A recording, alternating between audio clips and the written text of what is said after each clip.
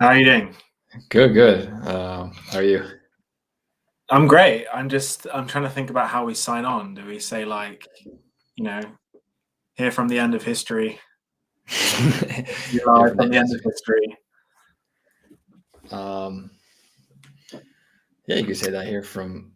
I don't know. I didn't think about it.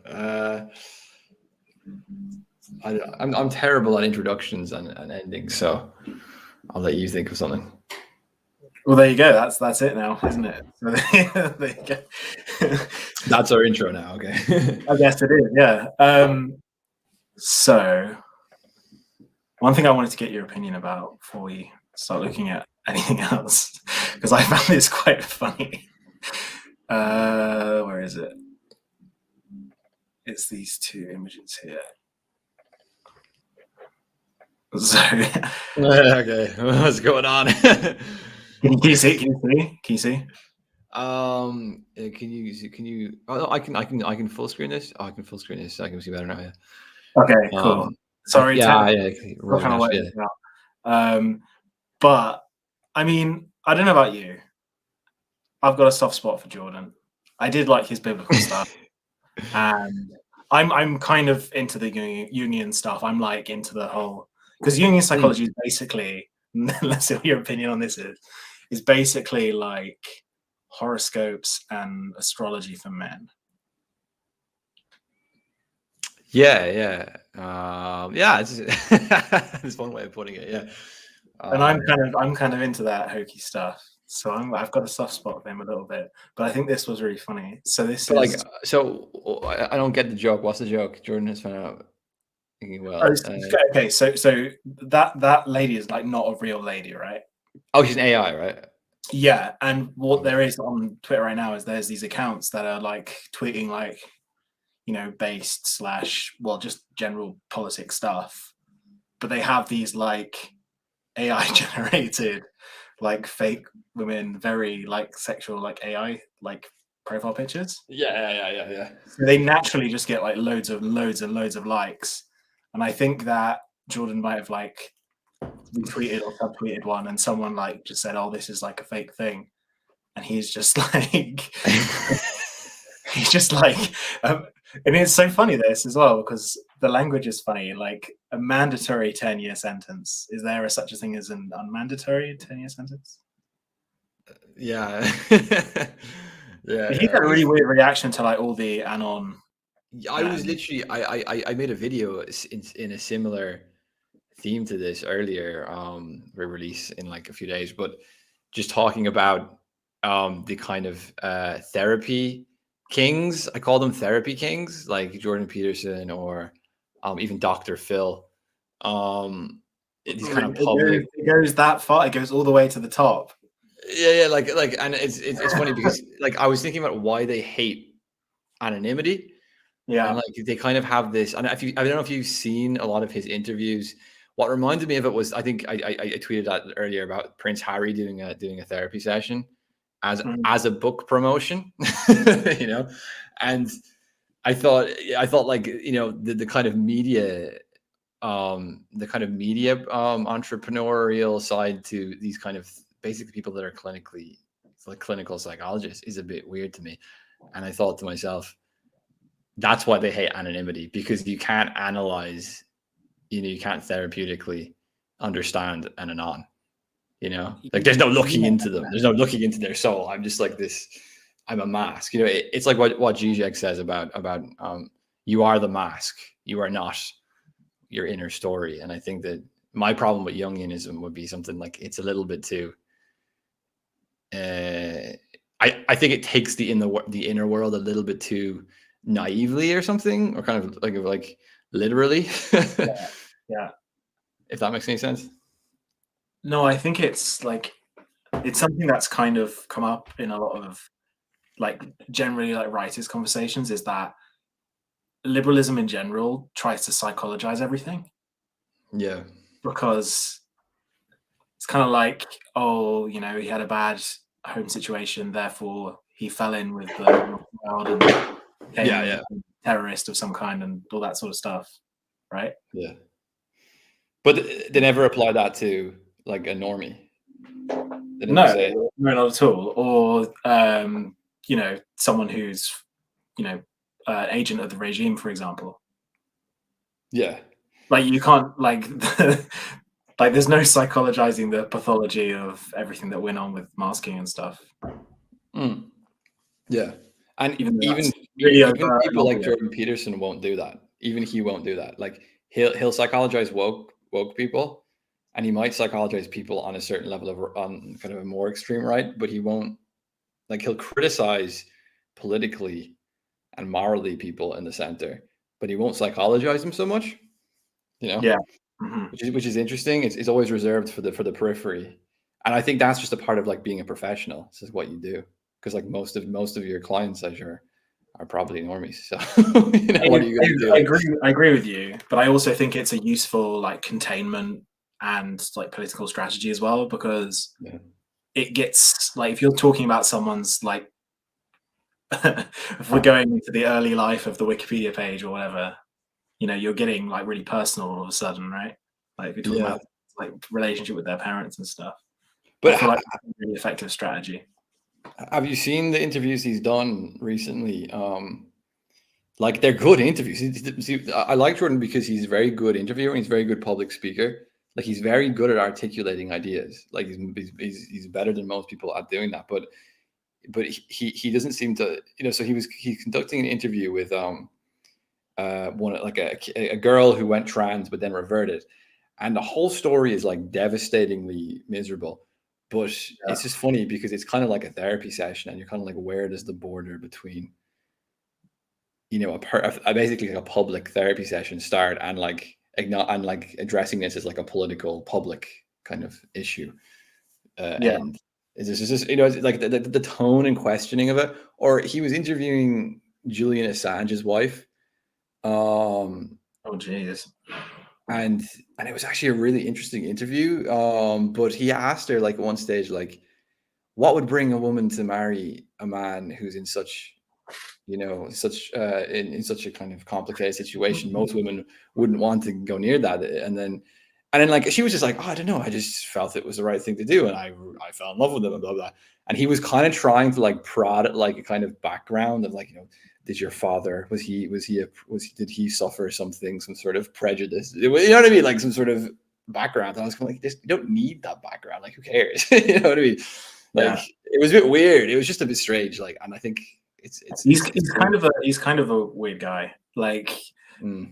not saying that, like I said, not in a negative way, but I think, like a couple of people said, the way he talks about his family stuff's a bit weird. But I don't know. It's kind of like, I don't know. Like you and me are interested in philosophy, right? We kind of make everything a philosophical conversation. Like I don't. Yeah, You're really into psychology. I don't know why you wouldn't do the same thing. that's fair. Yeah, I guess it's just because psychology is something which is normally kept for kind of private. There's a kind of very That's something I was going to bring up. Is that one of the greatest insights I got from Foucault is the fact that he thinks that psychologizing is basically moving the culture of confession from religion into a secular paradigm, basically. And I think the fact that that's become a public thing is a very new thing. That's a new thing that's different from the religious confession and the traditional psychological confession. Yeah, and it's this applies to possibly what we're going to look at today with the incredibly public, incredibly high media stuff. I would say high media in terms of like there's it's video, it's audio, it's everything. It's like it's not just like pictures anymore like it was. Yeah. There's a new level of like affect, kind of like investment into the media. Like it's no longer just like, oh, I'm watching some piece of media and it's kind of distant. There's increasingly like this really like participatory element to it. Mm-hmm. But it's interesting that you were saying about like a public confession, because that's something that he might be kind of share with his ideological enemies, in the sense that like if you look at wokeness, there's this demand for public confession the whole time. Like you have to say your pronouns, or you have to talk about your inherited guilt, and you have to kind of do it very publicly in front of everybody and so on. And like that's kind of what the psychologizing public, like public therapy sessions has in common with wokeness. It's all about public kind of your inner world spilled out publicly in this very confessional way. And this is definitely my like rightism coming out, but this is kind of where I think he's wrong when he goes on about like the neo-Marxists or whatever, because it's not. It's neoliberalism. It's like a new thing, but like that culture of confession, that public culture of confession, that's like directly out of the Maoist/Soviet playbook, pretty much. So I can see where that accusation comes from. But yeah, so what did you call them? Did you, for some reason in my head, I seem to be thinking that you called them the psychology daddies, or the psychology daddies. No, I call them the therapy kings because that's very different from where I was going with that. Psychology daddies, yeah. But I mean, it's kind of similar. It's kind of like this kind of authority, this kind of paternal authority, but so, that's the thing is I wanted to ask, where does that end though? Because I would argue that Andrew Tate actually feels the same category as that. Oh yeah, I mean, I would say Andrew Tate is. What do you mean, like in terms of being a psychology daddy or a therapy king? Like, I would say he's a bit of a rebellion against that because he's kind of trying to get people to. I guess he's not like he's not looking into your inner world. Sort of. But I guess I'm talking about the general sort of. Like looking for a kind of internet figure as a leader. Yeah, or like, and this is kind of the trap I fell in, like a lot of people back in like 2016, whatever, you like find Jordan Peterson and now that's your entire personality. Okay, yeah. I feel like a lot of young dudes are doing that with Andrew Tate now, which is probably not. Yeah. I don't know if you saw like in Greece or Bulgaria or somewhere like that. There was like protests over him getting put in jail, and the people were like gathering, on the street and protesting and stuff. It's like pretty intense. I mean, like maybe he's being unfairly put in jail. I don't know, but like it was crazy to see a bunch of like 19-year-old lads just gathering in a protest, for this internet celebrity that they love. Yeah, I don't know enough specifically to have a like hard opinion, but what I see, I don't like. But maybe I'm not cool and rad and get money, get hoes enough or something. Yeah, I think the kind of like get rich kind of bullshit that really annoys me. I think anyone who's really into I'll tell you why it annoyed me the most, though. Yeah, that annoyed me the most because of like the supposed like conversion to Islam sort of thing. Okay, yeah. Because those two things are like completely at odds with each other. Like the fact that like the whole make something worldly while you're in the world, right, is like completely different from the whole religious side of things. That's the only reason why that annoyed me. But I don't know. Fair. I didn't even know he converted to Islam. I don't remember, but like, yeah. But I mean, there is. Let's maybe we shouldn't get into a conversation about what Islam really is or whatever, because controversial. But like, I've noticed from because I don't live in London anymore, but I used to, and like, I was surprised to see like just how kind of like into kind of street culture, drugs, and so on. That like kind of maybe not drug. Yeah, maybe it's also drug. Like that a lot of the Muslim kind of second, third generation Muslim young lads are. I thought they would be much more. But I mean, it's all hypocritical at the end of the day, isn't it? It's like, can I tell an anecdotal story?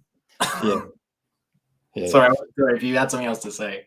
No, I was just saying I'm coming from a Catholic Ireland. Like religious hypocrisy is just a given to me. Like I'm not like shocked by it or anything. Like, but I suppose, yeah, it's not shocking, but there is definitely like you see guys from Saudi Arabia driving Hummers around London in summer, and it's like, oh, you guys are so pious. You're so pious. You love your God so much. You're so pious. Oh God, I'm gonna get shot for saying this stuff, but whatever. You can edit that one out. So I don't know, the area of London I live in right now, right? And the other night I was coming up the stairwell, and above me I heard a very loud like snorting, and as I walked up the stairs, this guy looked up at me, who was of a certain community, and he said he just looked at me wide-eyed and said, "Sorry, mate, it's my birthday." Was he in I your couldn't party? think of anything else to say. I just held my hands up. I was like, "I ain't no snitch. I ain't no snitch." I didn't know what to say, but it was very strange. That was the weirdest response, or the weirdest, like I've been rumbled response I've ever gotten, I think. Okay, so this has been a bit of a weird one so far, and a bit of a shit show because I'm not really that well prepared. But what I did basically. What else you got? What else you got? That was good. The first one was good. This is like a strange like schizo analysis. Internet. Oh, I do have another anecdotal story from today if you want one of those. Something I realized. Oh yeah. I was saying what else you got in terms of like tweets or whatever. But I mean, if you have a story, tell me the story. No, it's more of I want to see what you think of this because I don't know if you've ever been in the. So I was in the British Library today. I was in like the reading rooms, right? Yeah. And I think that if you look around in there, you get a pretty good idea of what the informal intelligentsia looks like in a physiognomy sense. Like okay, informal intelligentsia, like so okay, formal is like credentialed intellectuals. Are you talking about like students and people who want to be in that group but they're not or something? Not necessarily want to be, but you know, people who read certain newspapers and subscribe to. Oh, okay, yeah, certain news, yeah. They have kind of fashionable opinions, but they're kind of well-educated people with fashionable opinions. Yeah. I don't know if I'm on the right track, but I think I know what you mean. Like fucking urbanite libs. Yeah. But it's like that to the bless you. It's like that to like a cartoonish extent, isn't it? Like it's kind of like what a right winger imagines a university to be like if you go into the British Library reading rooms. Is the British Library a museum? It's like kind of a museum, but it's actually a library you can go sit down in as well. Oh, okay. Is it near Birkbeck? No, it's near like King's Cross. Oh yeah, okay. I've never been there. I just I wasn't sure. Yeah. But yeah, basically, there's a lot of dudes in dresses and a lot of women wearing like manly jackets. And there was one guy in like a Steve Jobs like turtleneck, and he was walking around with a coffee and trying to talk to girls. It was quite funny. I'm not even joking. This actually happened. Oh my god. So I was like, this is like what a right winger thinks universities are actually like. But then if you go to like any actual university, they're just a bit sad, really. Yeah, I mean, I definitely feel as a caricature of university is a little bit overdone, and when they're actually these really like sterile, empty buildings, barely anyone in them anymore. Like everyone's online. I suspect that might be the universities we went to, but I don't know. Yeah, fair. And we went to the same one. To anyone listening who's wondering why we're both so mega based and black pilled. Okay, so I'll tell you what I did. Okay, so what I did is I turned on a VPN and I opened an incognito window and went to TikTok. What I wanted to do is I wanted to like stream from a burner phone and just like do a TikTok account that way. But these are like not through an account. This is just what came up first when I went on. So you haven't seen any of this before, have you? I've watched like some of them I watched all the way through. Some of them I just watched the beginking. Okay, so you've seen a little. Yeah, okay. Oh, shit. But yeah, so okay, which one? This is real media studies. This is like what universities should be doing. Actually, and this is the thing is, I think this is going to be a real hit or miss sort of thing because I haven't seen all of it. Yeah, sure. If it's crap, just edit it out, I suppose. Which one's good? Okay, so let's try this one. Unit, you're going to need to be as invisible as you possibly can be. You basically need to be a ghost. If anybody finds out you're here, that's when you start running into trouble. Oh, by the way, if you want to pause it, just say pause and we can talk about something. But okay, I think this relates to your like pod aesthetic. So, okay. First of all, I needed power for my unit. So what I did is I ran an extension cord along the power cable up here, and I sort of zip tied it up. So you can't really tell its power is going to my unit unless you are looking closely. So this is my unit here, and at the top of the unit you can see I have an antenna, and that's so I can get a cell signal inside the unit itself, because once you close the door... So there are midwits throughout all academic institutions in the world, all like Fortune 500 companies, and this guy with 350 IQ is working out how he can live in a storage unit. I love it. It drops all signal. I have a lock, which I've magnetized onto the door, so it looks like it's locked, even when it's not. And then when I actually do want to lock it, I can just use this lock or use another one down here and leave that one there. Alright, so let's take a look at the unit now.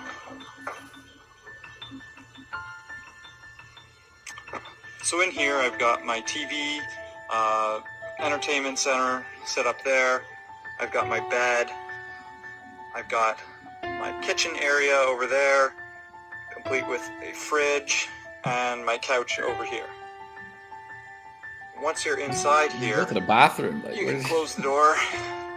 The guy's got a better setup than me. I've been like trying to position myself to hide the fact that I have some towels drying behind me. Like he literally has a better setup than me right now. It's crazy. I don't know about the toilet situation. I'm not I've sure screwed about on a latch here, so that way you can close it and sort of lock it from the inside. Up here I've got a toaster oven, and this toaster oven actually works pretty well. I'd say it works just as well as a conventional oven. Okay, This so is the this sink I've been built. a while. But basically, he's pretty much got a whole setup in there. What amazes me the most also is that Are looking close. you know, like the cord he has that goes at the power cord, and the fact that he has like a little antenna thing. yeah. That there must be like security guards who watch the cameras and like walk up and down here every single day and just don't notice any difference or don't even care. Yeah. I mean, would there be security guards in that building? Like they might just... There must be, at least watching the cameras, right? Yeah, I suppose, yeah.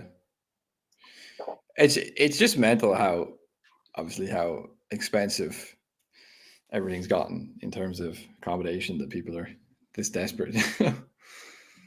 You wouldn't think you'd get this. Obviously, this is the US, right? It sounds like it, either that or Canada, right? Or Yeah. this guy's for some reason living in the UK, I don't know why, or somewhere else. I wonder, like, so this guy, he has the air of like not a homeless guy. He has the air of like a really smart guy to me. I feel like he's doing it because he can, not because he has to. Oh, he's doing it just for the laugh. Like he's not doing it out of desperation. I know. I'm psychologizing him. Yeah. I'm trying to guess. I don't know. Did he buy it? Like he said, he found a new storage unit, but Well, you rent them, right? I mean, you can buy them as well. I think. I don't know why anyone would buy one, but like, well, maybe you can't. I don't know. I'm not really sure how it works, but yeah, no, it's funny how I'm just wondering like about the toilet situation. Like, where does he go? I love how that's your main like concern. This guy's literally living in storage unit. You're like, dude, where'd you? Yeah, well, that would be the first thing I would consider if I was see, thinking like, of renting in storage. I don't know if there's Basically like a 25-liter container filled with water, and I've attached these tubes here, so you just open it up. The water music comes is down this fascinating. tube. Wow, you And picked up this there. music for this video. Yeah, I didn't add that. It's very spooky though. It's like Yeah, it's So you've kind got of running water. it's got a You can do dishes survivalist while kind you of go vibe. and of course I do have my router there broadcast hold in place while you go and get whatever you need to from back there. it's got a yeah. I don't see a toilet. You're right, but maybe there's like a McDonald's across the highway or something. He's constantly going into McDonald's. Yeah, Yeah. because you know, like if you see where they put these storage containers units, it's never like in the middle of a nice suburb. You know, it's No, this is in the exactly middle what I was thinking. I was like, yeah, this is definitely on like an intersection of a highway yeah. opposite like a burger joint or something. Yeah, exactly. It's always near a big road because there's obviously cars coming in and out the whole time, and there's just nothing around. You know, it's not like a residential area at all. It's more like an industrial estate. So that's that's really mental. I do admire the innovation though. I have to say of like I would put money on the fact that he's doing this because he can rather than because he has to. And I think, yeah, obviously he's probably saving money if he's actually living in there and stuff. But I get the feeling that a lot's gone into this and he's put a lot of thought into this and it's not like a desperation thing. Yeah, fair. But yeah, in terms of the pod thing, I mean, I suppose. What do you mean by the pod? That's a good question, actually. Oh, the pod. For me, the pod is not just like a small space. It's like it's somewhere that's kind of insulated from certain elements of life. It's almost like a kind of technologically advanced womb, like an artificial womb, where you don't have to really do anything for yourself or move. You know, like babies in a womb don't move. Like they don't need to like heat the room up or cool the room down. It's self-regulated temperature. Like the pod, in terms of the notes from the pod book, it was more like in terms of information. So like, you know, the mass communication infrastructure of information, you don't really need to move around the world anymore to discover things or to get things. You know, you have information which moves around you, so you're kind of like immobilized. Yeah, you don't even have to go to the storage unit to see someone living in a storage unit anymore. It's great. That's the thing. Like that's why I was kind of struggling to think of like something pod related to say, because I was like, you could just live you could live in like a 3-bedroom house in the countryside with a garden and still live in a pod, kind of. You know. So, okay, this is a good question actually. So I believe that the pod, like the possibility of actually living in a pod, started with telecommunications. As soon as you could work remotely and I guess technically order sustenance remotely, then that became like a ontological possibility. Does that make sense? Yeah, 100%. It's definitely like I haven't totally I fleshed out. I think that was before COVID times, and like quite a bit. Yeah, 100%. Like I haven't totally fleshed out a definition of the pod, but this is a good kind of conversation for that, because it's like I think it really is to do with the lack of the need to move, the lack of the need to actually get up and go to get your sustenance, or to be in any way kind of self-reliant in your kind of home, in your kind of what do you call, like, you know, in your kind of home economic existence. You don't need to do anything, go anywhere. It's just the world kind of comes to you in a sense. You can order things. You can create a simulation or a simulacra of events and things you want to see and so on. So I mean, like if you imagine someone like sitting with like a VR headset that's in the future able to like not just give them images, but give them, you know, a kind of a sensory stimulation. They're never going to move to go, oh, you know, I want to go for a run, and I want to, you know, I want to go dating someone. I have to go to the pub or restaurant. I don't want to go, you know what I mean? It's everything just kind of, all that stimulation, which you traditionally had to, you know, move to get to, is just brought to you conveniently, but in a kind of simulacra form, not in a real form. So I definitely think that, like, yeah, it's a telecommunication problem, because it's bringing you a simulacra of what you can't go to see. So COVID was only possible because that was already a thing. Yeah. Right. Like you couldn't have COVID like 20 years ago, like because you couldn't order food, your work from home, order food. Yeah, I think it would have gone completely differently. It would have been mental to try that 20 years ago, even 20 years ago. Actually, I think that the political will to do anything like what we had wouldn't have been there as well. Yeah, that's true. I think that we've been also like, Oh, what would a Tony Blair COVID look like? Tony Blair. I think probably very similar. Like I don't know how it would be very different. Like other than it being an earlier stage of digital technology. I just think it would be an encouraged. I don't think they would be able to say like, oh, you have to stay home sort of thing. Anyway, as a guy who's got my towels drying behind me, this is what I'm thinking of when I'm thinking about what I'm going to do with my pod.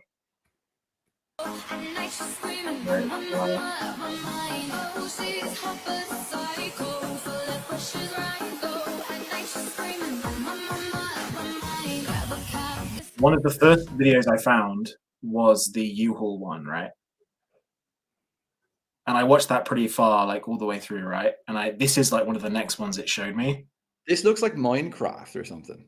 Yeah, it's CAD. It's like a computer design thing, right? Yeah. But what I'm saying is, after watching like one U-Haul clip of a guy designing the U-Haul, it decided that I liked these sorts of videos. Oh, so you got like algorithms sending you this? I think so, because why would it show me this otherwise? But this is something that, right, like Tokyo, people living in Tokyo would be familiar with this sort of kind of weird interior architecture because there's so little space there. Yeah. But that's an interesting thing, right? Because I don't know if it's necessarily like a conservative impulse where they see like these tiny homes and it triggers like the kind of conservative disgust sensitivity, because it's like I don't want to live like a burrowing animal or whatever, right? Yeah, but then also those same conservatives, they see like traditional Japanese living with like very what the fuck was that? They just walk through the wall. I didn't see that part before. Yeah, it's funny.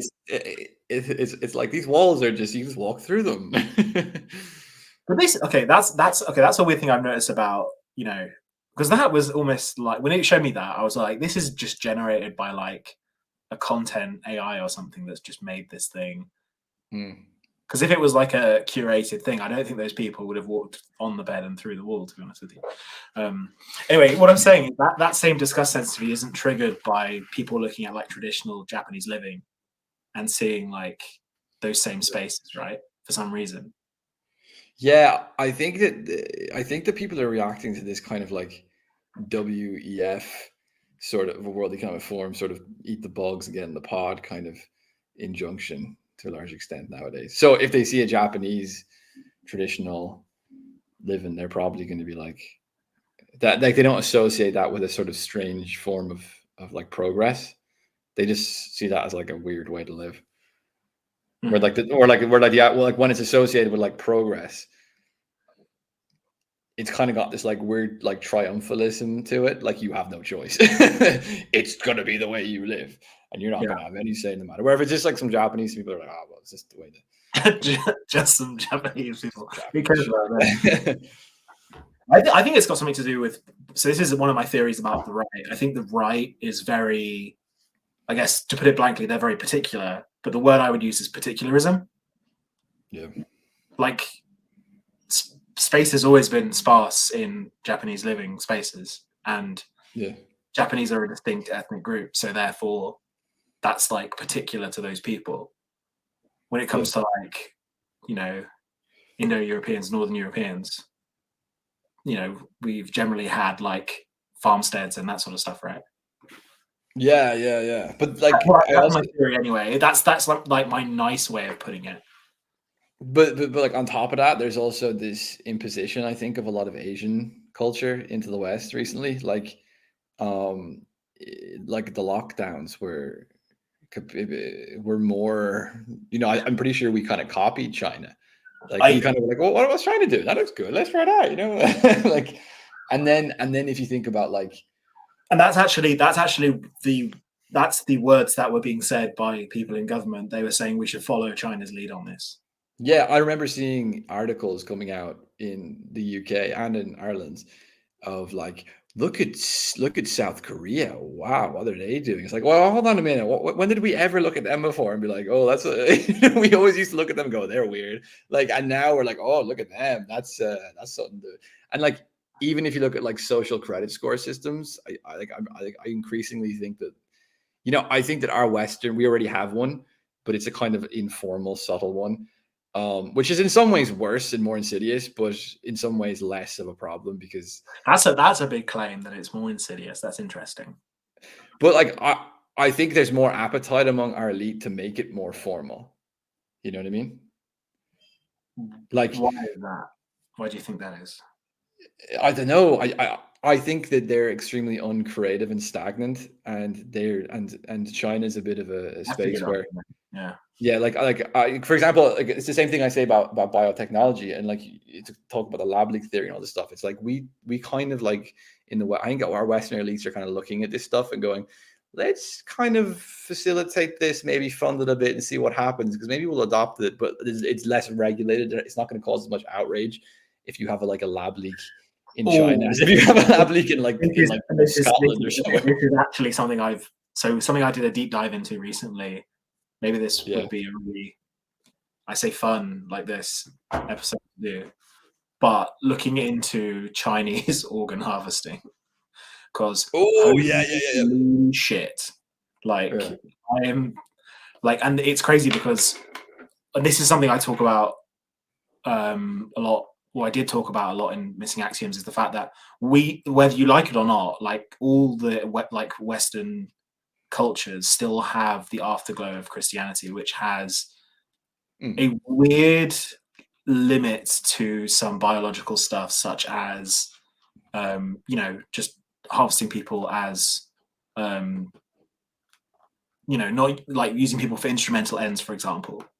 Still has some qualms against that, and that applies to things such as abortion, organ harvesting. And then it has some qualms, and I'm not entirely sure why, but it has some qualms about the gain of function research that was going on in China that we were funding, or the CDC or the American government was funding, but only in China. Yeah. I think that's really interesting. I think that's a really interesting topic, and the philosophical reasons for that are interesting as well. And I also wonder, it does every day, I think about how long that afterglow of Christianity is gonna last, because it is still, I think it's still around, but I wonder if it's just one day gonna disappear. I don't know. Well, I think that some aspects are going to be kept, and other aspects are going to be gotten rid of. Like the aspects which make us less tolerant of genetic engineering and manipulation will probably be thrown aside, but the aspects which make us feel guilty will probably be kept. Like that's, I think, probably like the best. Right. I mean, but that's just Christianity in general. But there definitely is, I think, a less of a toleration for that. And even if you look at the way we treat animals, I'm not like a big animal rights person or anything, but I would even be quite offended by looking at how videos you see online of cats and dogs factories where they're shoving cats and dogs into big cages all stuffed together, and just generally the way they treat animals is pretty it's weird, because this is going to be a topic, quite a big topic of my next book possibly, that basically I identify as a human supremacist. And that is for, I will admit this is completely dogmatic reasons. There's no actual absolute philosophical grounding for it other than selfishness.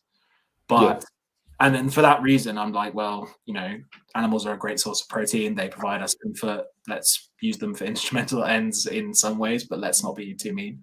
But for example, I don't know, I went to Morocco a couple of years ago, and especially in downtown Marrakesh, they have they still use they use a lot of animals for just moving stuff around, or pulling tourists around and stuff, and they're just so mistreated, having half their face rotted off with flies and stuff, and that rubbed me up in the wrong, really rubbed me up in the wrong way. And it's well, maybe I'm not so much of that thing that I thought I was. Fair, for them, they're literally just they're instrumental things to be used. They didn't understand. It's and in that sense, they actually took just to make this a little bit more philosophical, they actually took Cartesian dualism. Being mean about Moroccan people. It's a great trip. I love them. They're great. But yeah, be nice to the donkeys. But like, do you know that whole like Cartesian dualism thing where I think Descartes said, you know, animals, they don't have the same sort of like mind as humans have. They're kind of just matter. They're kind of just mechanical beings. So it's funny because like that was like a very Western idea in dualism, but it seems like Asian countries and African countries actually took that more seriously. I think the egalitarian, substructure of Christianity is so strong that people extend it to animals.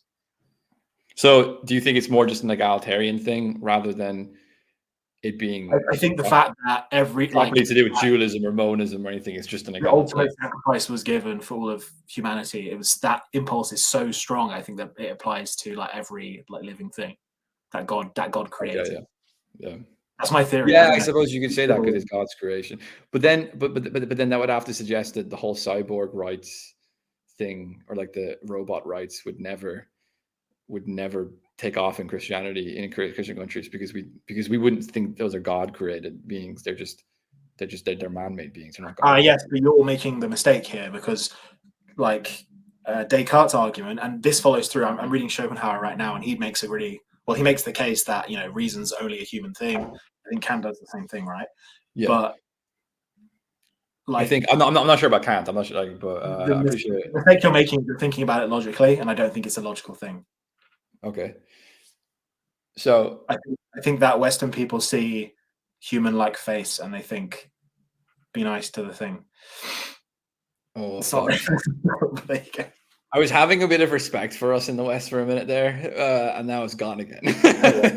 No way. Like, I could actually, like, you could be right, because I watch these really shitty sometimes, just to like, if I'm eating dinner or something, I throw on some kind of Star Wars related.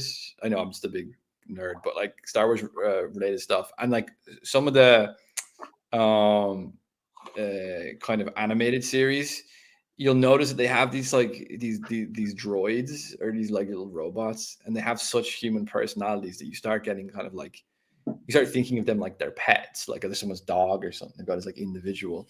And I'm kind of thinking of like the writers of this show. It's like, are you trying to push something on us here? Are you trying to teach kids that you know, that a robot is like, has its own essence, or its own personality, its own mind, you know? That's 100% true. Like there's no other word to describe R2-D2 than cute. Like, he's a cute. Yeah, he's cute. Like, you would be upset if he was destroyed, you know? Yeah, and you are in the film when he gets like hurt and stuff. But he gets put back together. That's the thing. Like, you can just shuffle them back together. It doesn't matter. Yeah. Okay. Anyway, that was one hell of a tangent. Okay, so I've either got oh, okay, I don't know. Can you do more COVID, or we do want to do COVID? I don't mind, like whatever. Actually, no, wait, no, this one's good. I want you to just try and work out what's going on here. That's all I want you to try and do. All right, it's time to address the nose ring drama. So if you haven't seen my latest video where I made this new nose ring right here, people are essentially calling me every name under the sun because I had the Reincarnated on my jacket. So I need to tell you guys a little something about me. And you can call me crazy, you can call me whatever you'd like, any name under the sun. But I'm very in tune with my past and my past lives and lifetimes that I've lived before this one. My last life just so happened to be a very infamous one. Me offing myself was one of the first memories I had from that lifetime. It came to me when I was 5 in my nightmares. You can see right where I shot myself too. That and just so many other things throughout my life have connected me to my past. And you can go say, oh, go get on your meds again, you nutter. I've been on so many meds and none of them have changed what I saw. Okay. You've just thrown like a mentally ill person out on the screen. It was like, commentate on this. No. To be fair, they threw themselves on the internet first. No, you're right. No, I'm just kidding. I'm just kind of like. I do feel. Actually, this is the thing. Is actually, maybe I broke one of my own rules because I did want to do like no under 18s, and you might be under 18. But I want. So what? Can you tell me what's going on there? No, I wouldn't know. I mean, I don't know. Like, what did he say exactly? Like, he said, "Oh, I have a past life." Yeah. He's like, I guess I like, I don't know. Did you see his hairstyle? All right, it's The time camera to angle address the people nose choose ring. for this stuff. Oh, like Hitler. He thinks he's the Oh, he thinks reincarnation. he's Hitler. Yeah, he thinks he's the reincarnation of a Oh. Any other things? Okay, I didn't understand that at first. I was too taken back by. No, neither expecting did I. I had to look it up as well because I was like, "What the hell?" Oh, okay, And okay. I found a bunch of people talking about him. This is, this is like the return of the repressed, but in like, in like liberal. No, it's not. It's the return of the Fuhrer. What are you talking about? But I mean, the Fuhrer is like he's basically Satan to us, right? So like, I mean, like he is like Hitler is basically Satan. Yeah, 100%, 100%. Like to us, I mean, like he's like this absolute, like, and like I'm not saying he wasn't an absolutely awful person, but like there are other people who killed just as many people, but for some reason he's become like the Satan, Mm-hmm. Like Genghis Khan, for example, probably killed more people than he did, apparently, which is a remarkable feat considering the lack of technology that Genghis Khan has. Like, Yeah, that's interesting. So why'd you bring up a utilitarian angle on it? Why does the number of deaths count? Oh, right, yeah, I suppose, yeah. Actually, that's kind of a self-defeating thing though, because then from a utilitarian perspective, one death in a really painful way could be worse than. Don't worry, ignore me. That wasn't a very sound point, to be fair. Okay, no, I agree that he was that, like, I was bringing the point that, like, someone in history is like the Satan, like he's the bad guy in all of our kind of historical narration and our historical understanding. Like if we want to scare people into thinking that this politician might be good or bad in some way, we always use Hitler as like the ultimate kind of mirror. So it's like, it's just interesting to see someone who's clearly probably a kind of lefty liberal kid. That's what I found very interesting about it. It's basically dressed like Hitler. I mean, like, I was Hitler before, like. Yeah, it's not like, some guy with a shaved head and a swastika tattoo and stuff. He's just. Yeah. Do you think he has problems in school?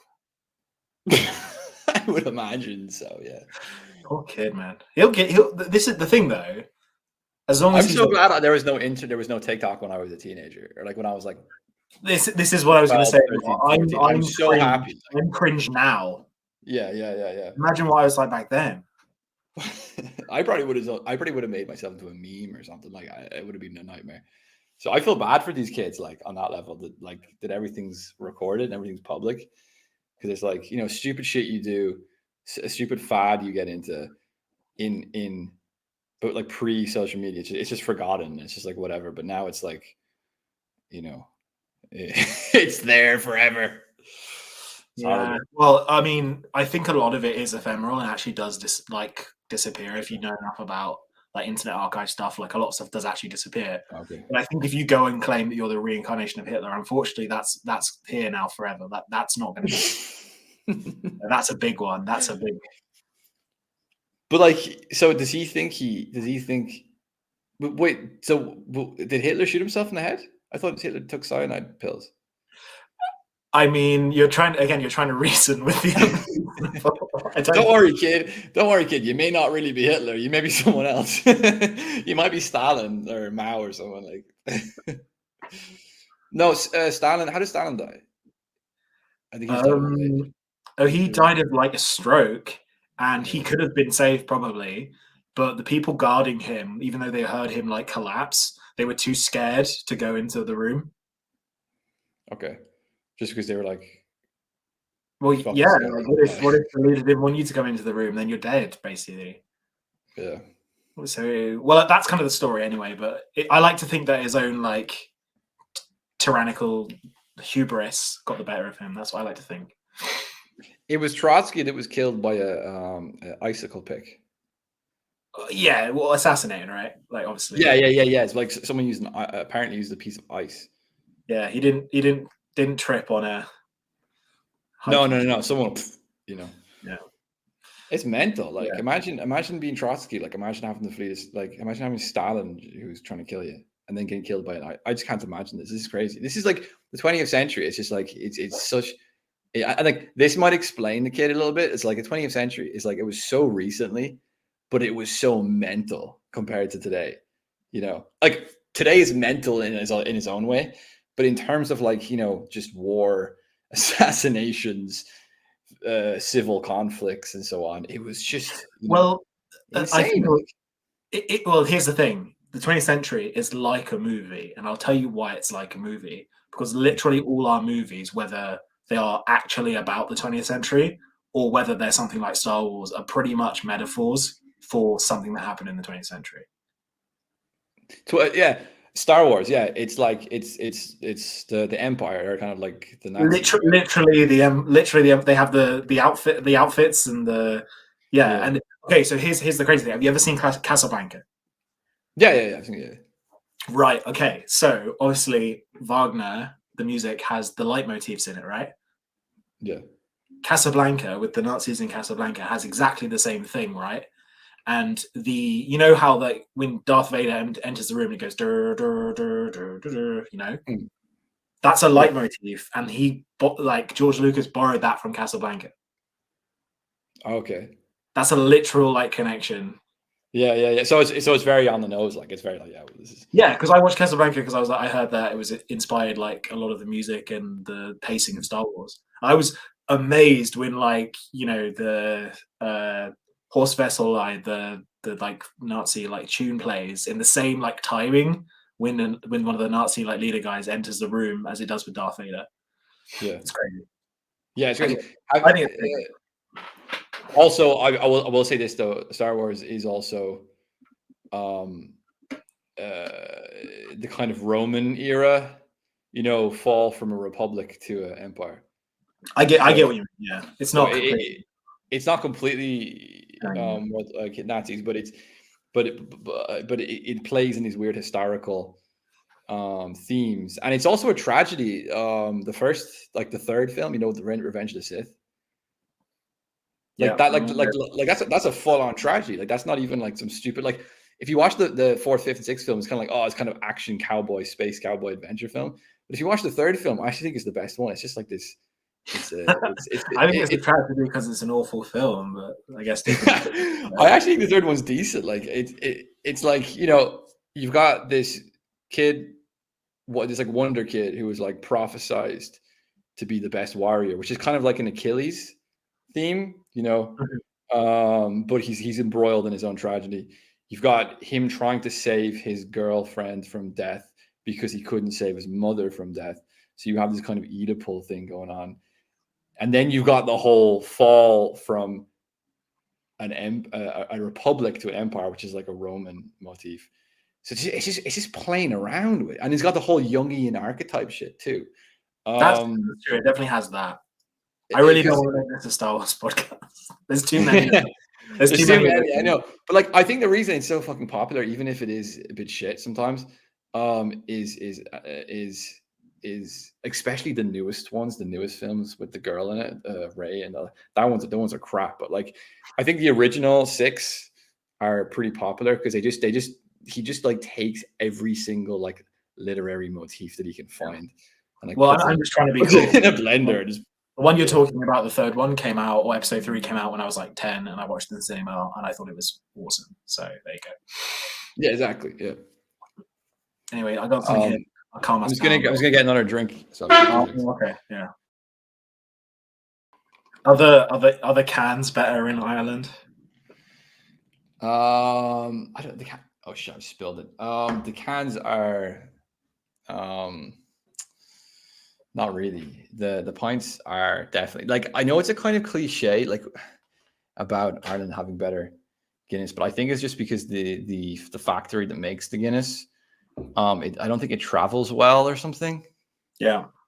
So I think that's like it's not just a weird kind of like symbolic thing. I think it's like quite literally if you get a pint of Guinness in Morocco, it's not going to be great because it's the barrels that have to be traveled for weeks or whatever to get there. So yeah.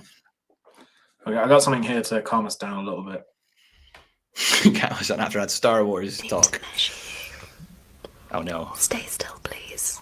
Oh no! I don't want to stay still.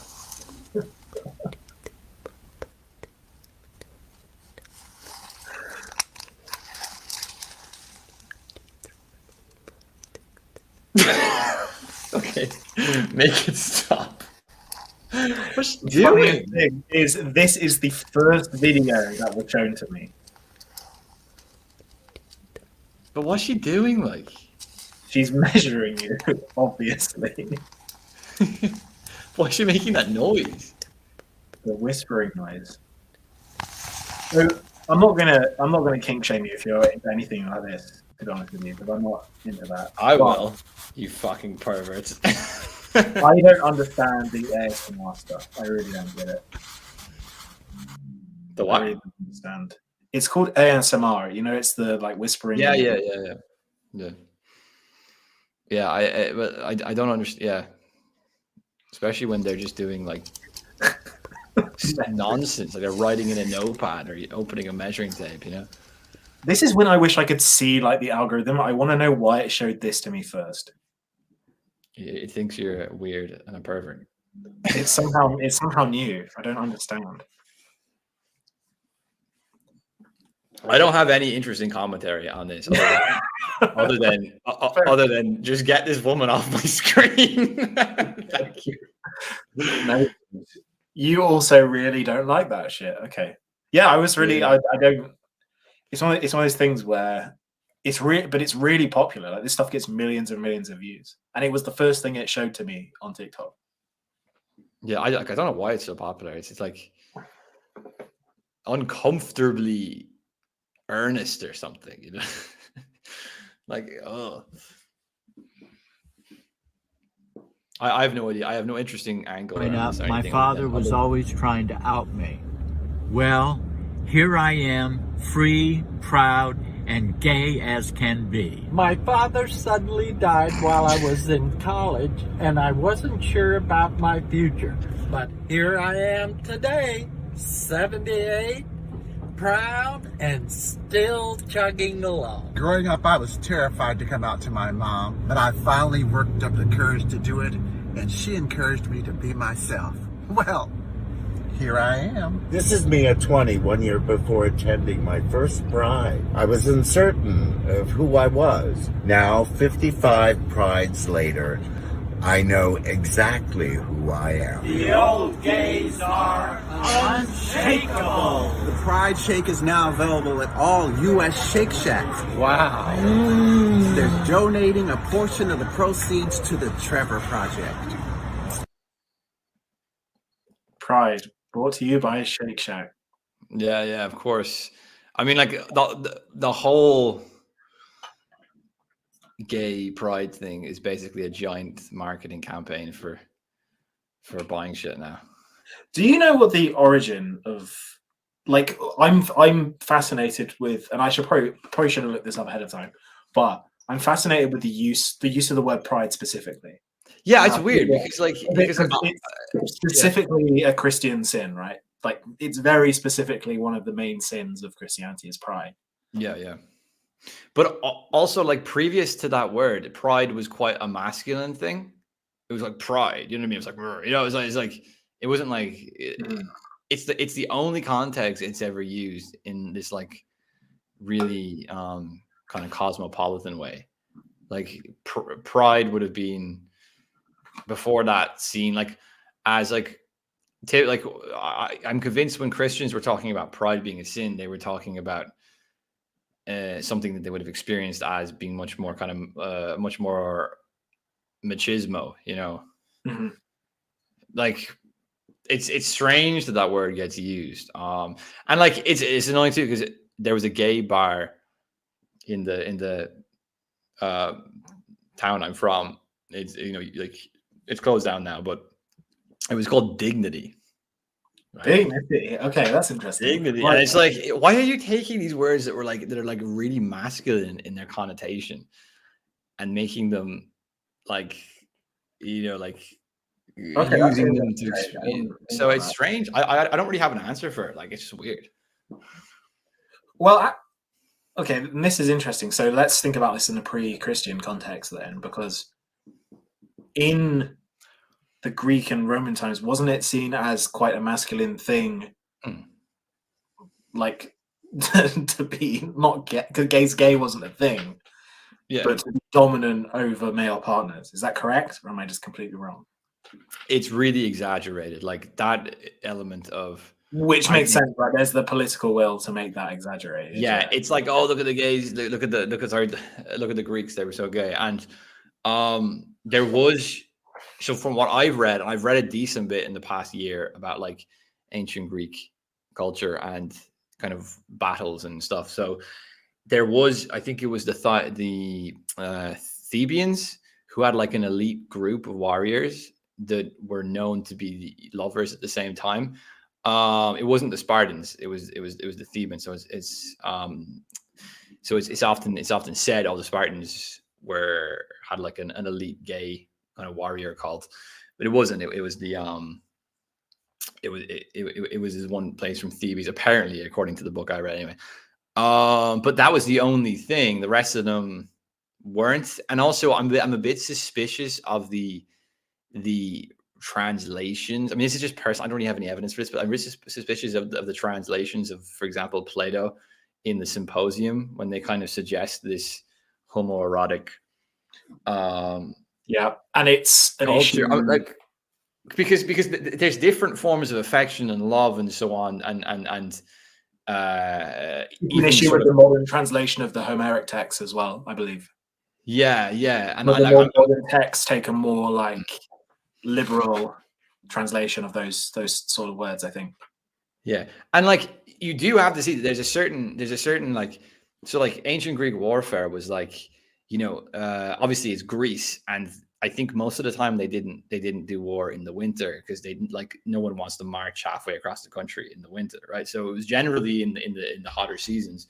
So you're going to be wearing, Greece in the middle of the summer, you're going to be wearing less, right? And like the whole warfare was basically like, hoplite warfare was like, you had a shield up, but the person to your left, I think it was, or to your right, was protected by your shield, just like you were protected by their shield.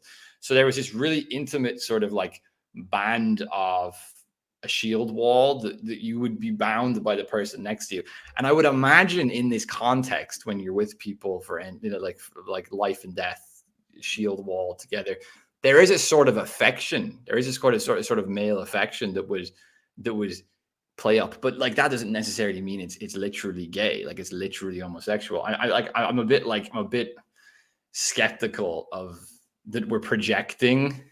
But also like in the modern translations of those sorts of texts, they exaggerate, like where they would be talking about the fact that, oh, this person would describe this other man as like attractive in some way because he's like a very strong warrior.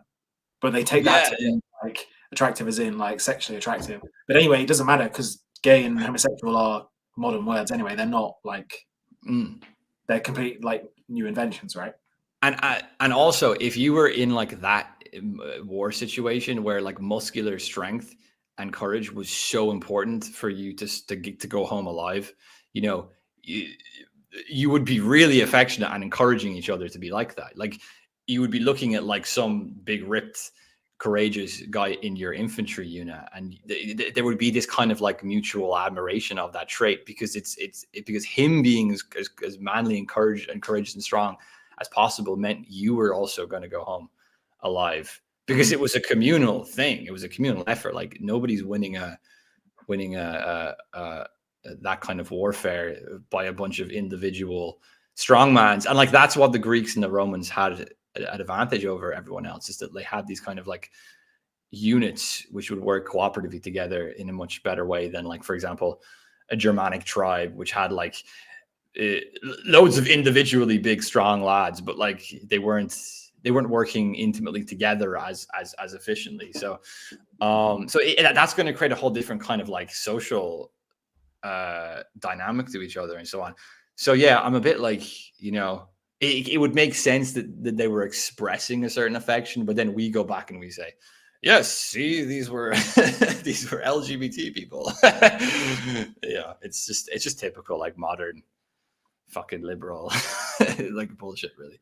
Fucking liberals. Anyway, but like that theme though is interesting because I do see it like emerging a little bit on the right again with people like Bronze Age Pervert and I don't know if you know a guy called the Golden One. He's really this big ripped Swedish dude, and like he has this kind of like there is a kind of strange, not strange, like it's, but like there is a kind of like these dudes will get like will like hit the gym, you know what I mean? And there's nothing wrong with hitting the gym. I go to the gym. There's, you know, everyone should go to the gym, whatever. But like they take pictures of each other, you know, like or themselves and like post it, like post physique, they say.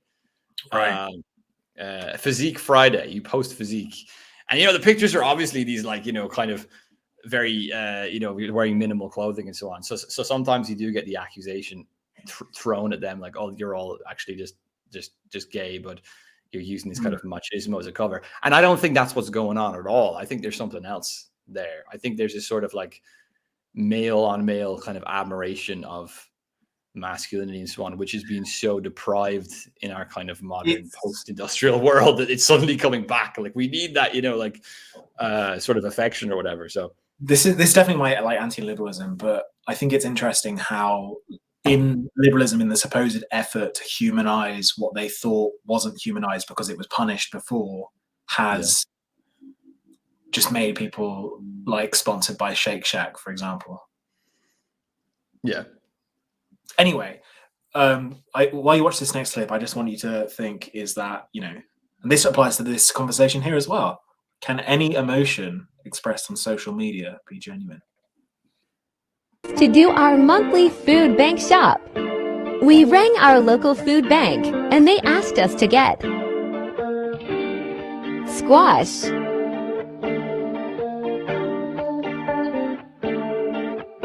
rice pudding,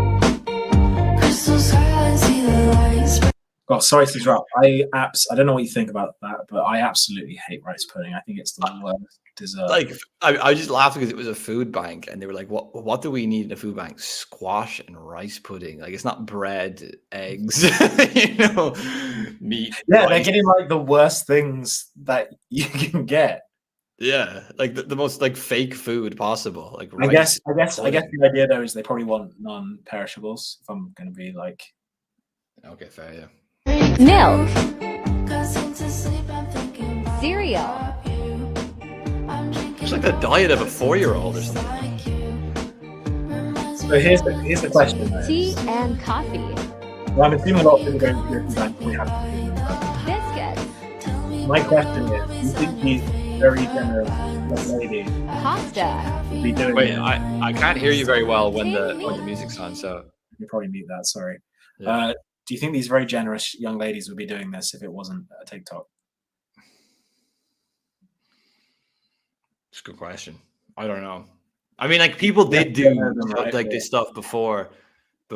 So, like, I wouldn't want to say no one does anything good anymore unless it's on TikTok. But because people used to do this stuff, but you know, I don't know. Like, I guess the question is it really a good act if you insist on putting it on TikTok? Like, why not just go do it and just fucking do it? And yeah.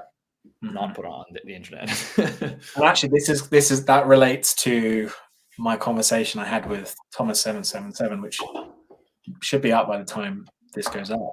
But we were talking about, because he's I hope I get this right, he's a Presbyterian Christian, and that's all about the inner witness. So that's all about kind of like your self-conscience and your like inner witness knowing that you did good. So again, there's the Christian afterglow coming back again. So it's like doing that. It's like doing good without being seen doing good. Yeah, like it actually becomes a sin if you do it for like other means, like other reasons. I definitely think a little bit of that is very good today. Yeah, I agree. There's so much just doing things on the condition that you can have, every fucking person in the world look at you. Cool. So let's wrap this up with, because I wanted to see what you thought about the age thing. I'm gonna mute it, but yeah. So this filter, right, takes, I didn't actually try it or anything, but takes people and makes them like quite like convincingly makes them look about, I would say 10, 15, maybe 20 years younger. Yeah, definitely. Like he looks in the bottom picture, in the real picture, what, like 45? Yeah. Mm-hmm. And then in the top one, he could be 25. So that's 20 years, like, or even, I would say even younger than that, maybe. Yeah, like, yeah, he could even be like 21 or something. Yeah, so. But this is really interesting, because I thought that it's sort of like a, because we know about like ontology, use the teenage filter. That one's more mental. Yeah, that is crazy. Like, it could just be because of her reaction, and also it's a bit weird how people's reacting so emotionally to this. I would be kind of like laughing at it or something, but you don't know yet. Let's wait 30 years and see how you feel then. That's true. But it's weird because I think hauntology is a thing, right, that happens with media and culture, but like a self-hauntology is a really quite scary thing to me. Yeah, so just maybe for people that don't know about hauntology, like, so what do you mean specifically by that? Yeah, so it's Mark Fisher's sort of concept of something from the past that you are either familiar with and nostalgic about, or it's something from a past that you're not completely familiar with. And the thing about these filters, right, and actually there is an example I've got here, they're not perfect. And like this one's pretty shit, actually. Like, he doesn't look, it looks rubbish. Because it puts his hair back in, is really obvious. Yeah, right. But like, even just to give the example of, it's almost like a past that didn't exist in a way, because this woman's interesting as well, because you can still see her neck and her hands and stuff. Yeah. So I don't know. That's kind of why it's creepy. But I think a self-hauntology is kind of an interesting thing. So I don't know kind of what you thought about this whole age filter thing.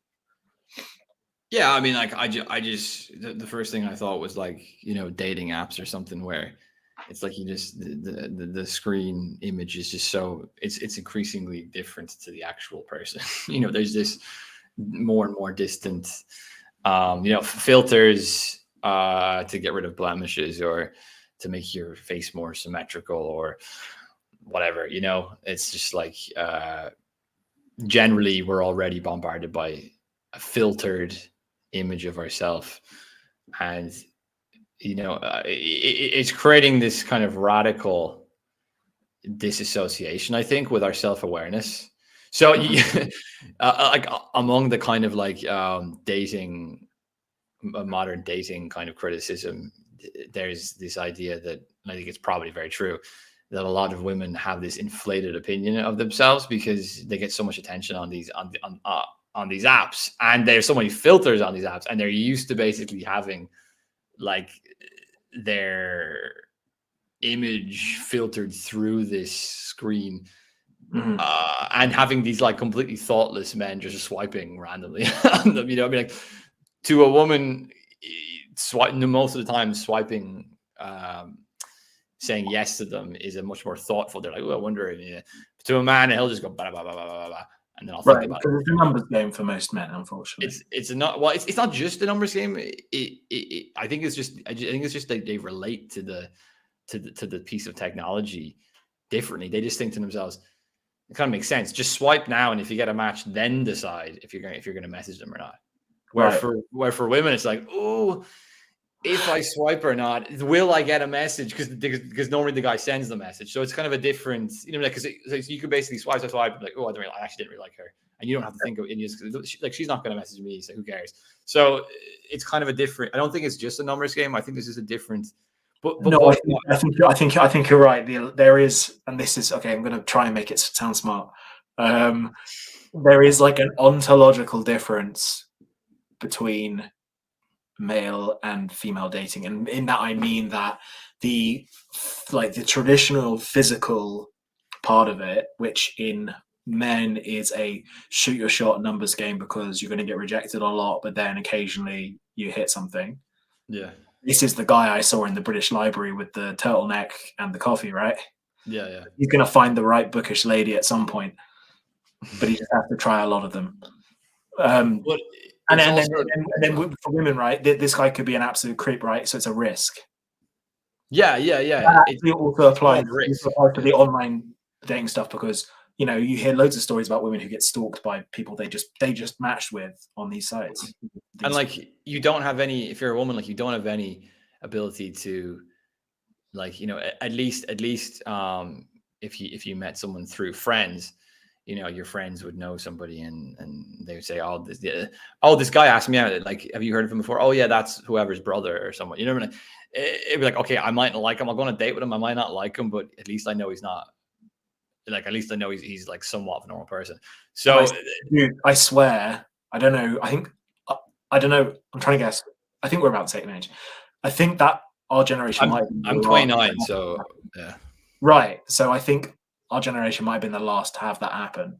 I'm pretty sure. Yeah. And my younger brother, like all of his girlfriends have been through completely not knowing them through like dating apps, I think. Yeah. It's pretty weird. But I think that it does really, like, this isn't even taking into the filter question into account. But this is just it's gone a completely different direction, but it's actually been more interesting than the filter stuff, I think. Like, we can bring it back to the filter in a minute, but like it's a matter. So for example, as I was saying before, like if you're a woman and you interact with these profiles in a much more picky way. I mean, there's a question of what criteria do you use to pick, but that's another question, right? So it's like, but if you if you in a much more picky way, but if you're a man and you're just going bada, like they think that them getting a match is much, the value of that is much bigger than it actually is, if that makes sense. Yes. Because they think a man is using this like I am. Oh, I've looked at all the pictures. I've made this big evaluation. You know what I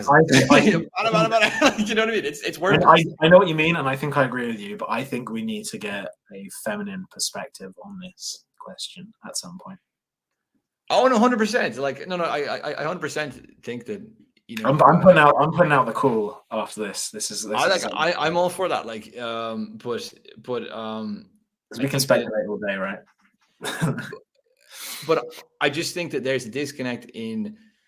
So, for example, traditionally, and again, this isn't really have to enter the filters, but if you were a man and you have to take much more of a risk, because what these apps do for men is they take the risk out of approaching them, because you just swipe, and if you get a match, it's kind of like a big green flag, and then you send a message. But if they don't reply, who cares? It's just a mess. Where traditionally, if you had to text somebody and say, do you want to go out or whatever, or if you had to approach somebody in a real life situation, ask them out, even before you even had text messages or whatever, it's much more of a risk, right? You're risking traversing certain boundaries and taboos much more intimately. She may have a boyfriend. I mean, obviously she's not going to have a boyfriend. At least you would hope not.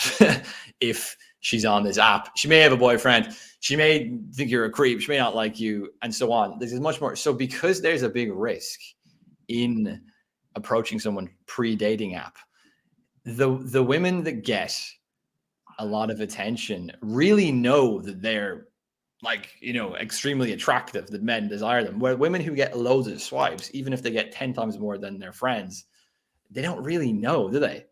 They don't really know like if they're actually very desirable or not. So I think that it's interesting because we have this commentary about like these apps being really good for like extremely attractive people and really bad for everyone else. And I actually think it's the other way around. I think it's that I think they're bad for everyone, but yeah, I know what you mean. I think they're bad for everyone, like in the ethical sense, right? But I think that they were designed originally to make dating more accessible for people that maybe weren't as charismatic or attractive, and were nervous approaching people or didn't attract so much attention. So it gives them a way of helping them get that attention and so on. And I think it's actually an egalitarian logic to these dating apps. It's not a hierarchical one. Yeah. And the irony is that it's led to all of these like complaints about things being too hierarchical, but it is, right. You know, like, so it's a complete paradox. Like, but like that has nothing to do with filters, but it's just something to note about how the sorts of screen technologies create this sort of disconnect from reality that we have. But you know, you might kick a woman out of your house, but at least give her pepper spray. Your love when you're walking home from your one night stand, and he gave you pepper spray to protect yourself. Teen, oh my God, my eye.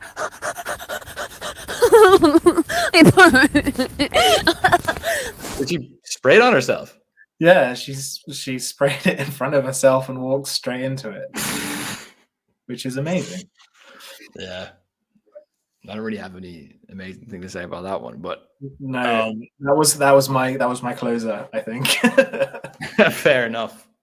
There's more to be said about the filter thing, though. I think, just in terms of the aging,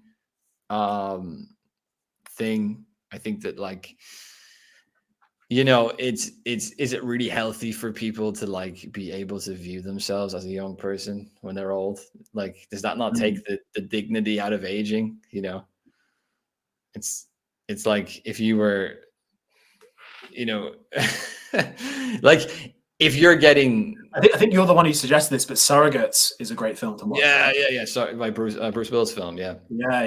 Which, no, I remember it being quite a good, like a really good film. Maybe a bit naughty's cheesy, right? But yeah, like it's a bit of a naive humanistic film in the sense that it's kind of like, you know, we need to be more authentic and, you know, like you know, but it does have a very good point, which is that and I guess if people don't know the film, it's basically that you have these like machines where you plug your brain into it, and then you have like a cyborg who your mind controls, like a robot, but your body is like in your bedroom, plug this machine, and there's a kind of perfected version of you as like a cyborg, which is it's a complete machine. It's not like a machine. It's not like an updated. It's not like cybernetics, like an updated version of you. It's literally like a car. You got your mind goes in, you know, and it's like a perfect version of you.